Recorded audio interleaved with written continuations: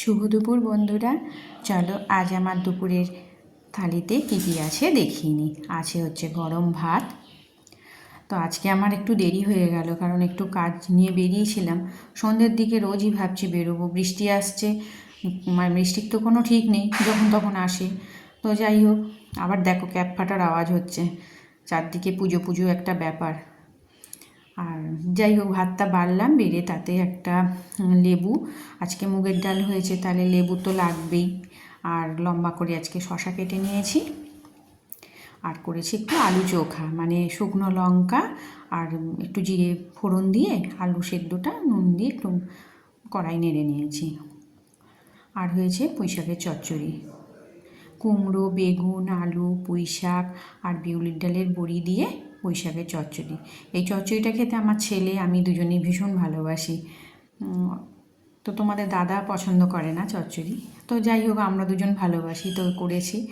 আর হয়েছে মুগের ডাল। নামানোর সময় একটু ঘি আর কাঁচা লঙ্কা দিয়ে আমি ডালটা ঢাকা দিয়ে দিই, বেশ সুন্দর একটা গন্ধ বেরোয়।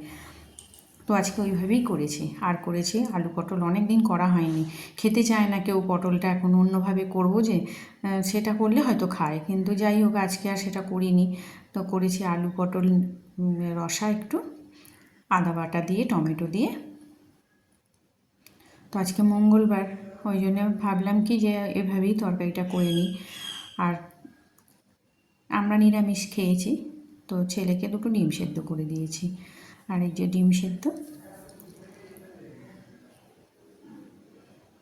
আর একটু পাঁপড় ভাজা। তো দেখো বন্ধুরা, আমার দুপুরের এই লাঞ্চের থালি কেমন লাগলো তোমাদের অবশ্যই কমেন্ট করে জানিও। ভালো লাগলে একটা ছোট্ট করে লাইক করে দিও, আমার পাশে থেকো, আর আমার চ্যানেলটাকে সাবস্ক্রাইব করে দিও। আবার আসবো পরে আর একটা কোনো ভিডিও নিয়ে, ততক্ষণ তোমরা সুস্থ থেকো, ভালো থেকো, টাটা।